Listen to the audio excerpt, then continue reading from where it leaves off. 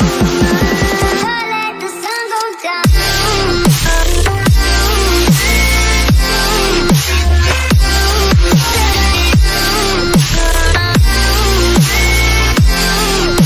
Hey, what's good, y'all? Welcome back to another video.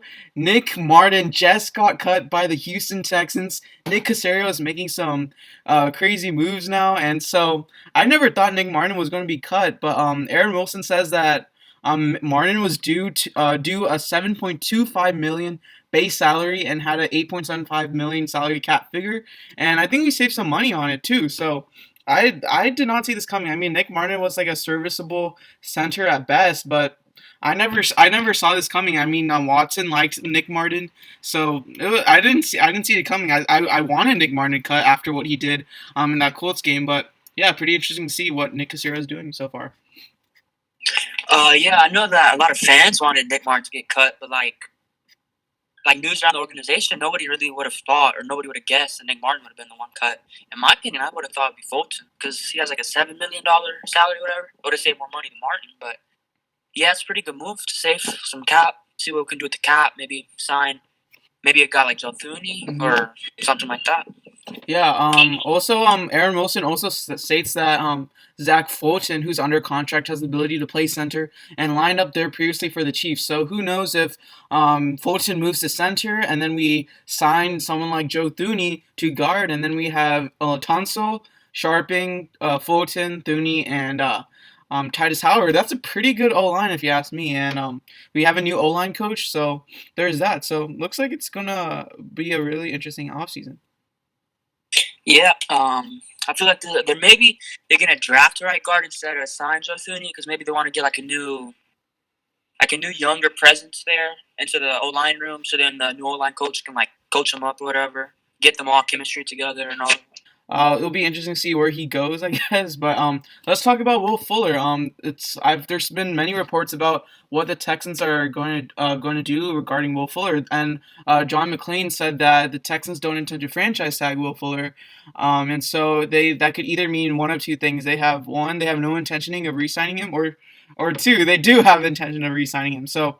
It'll be interesting to see. Will Fuller put something on a story today, like a post from some fan IG of the New York Giants, saying like regarding Will Fuller, and he reposted that on a story. So, the fact that he's like looking on other teams' side means that obviously he's going to keep his mind open since he's a free agent. Yeah, ideally, I would want him to bring him back because regardless of who our quarterback is, whether it's Deshaun or a rookie or a bridge quarterback, they're going to need weapons because receivers that aren't as good as Fuller. Like, it would always be good to have a good receiver no matter who the quarterback is. But I guess Houston doesn't want that. They want to save money, I guess, from not resigning him.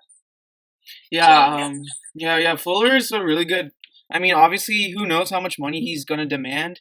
Because the only season he's been fully healthy was his rookie season, and after that, he hasn't completed a full 16 games. And this past season, he had a PED. He was caught with PED. So, if we're being reasonable here, he shouldn't be demanding too much money. But at the same time, I think Fuller knows how much valuable he is, like what his talent is. So he knows that if the Texans won't pay him, someone else probably will, and I wouldn't be surprised. And especially with this whole Watson situation, that Watson that has no intention in coming and back and playing for the Texans.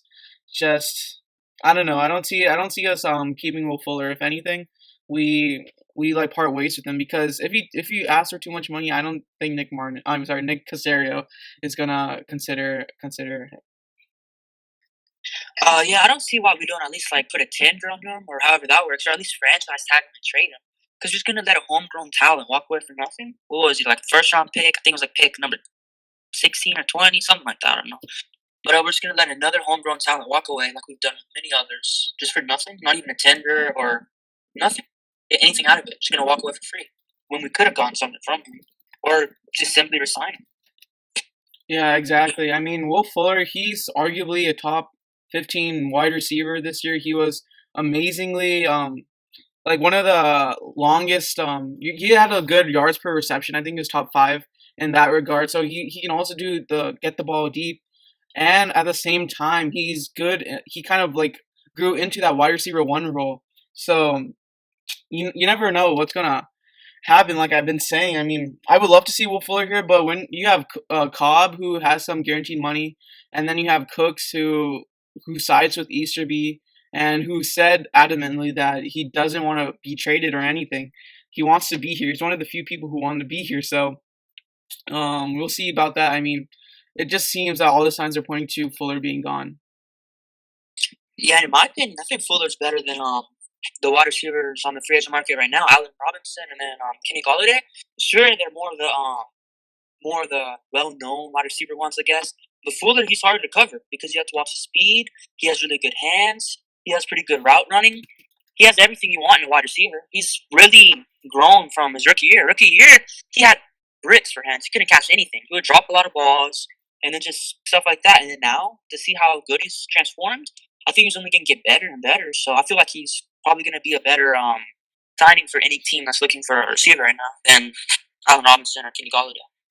Yeah, I mean, we've seen that on the off chance that Watson does change his mind, which is highly unlikely. We've seen that Watson has done really well with not a lot of talent around him, so that's not an issue. I guess that the mindset is that, I mean, the Texans still believe that Watson's going to play here next year because Ian Rappaport has reported that the Texans have not answered calls regarding Watson trades, and they're still firmly in the camp that Watson will be the quarterback of the Houston Texans next year.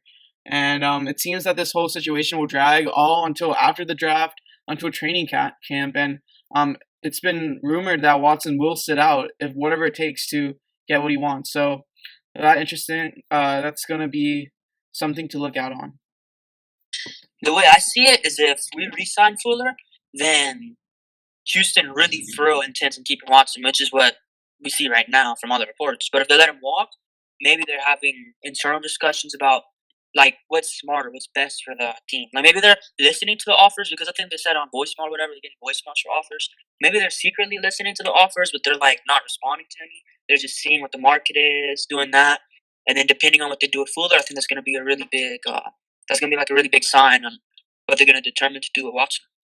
Yeah, there's been rumors that like if the Texans were to franchise tag him, he would be shipped like in part with a Watson trade or something crazy like that. But that's still to be seen. But anyways, that's pretty much it for the video. Please like, subscribe, and turn on post notifications. And thank you all for watching. Peace. Sweet like candy cane. Pop it, let it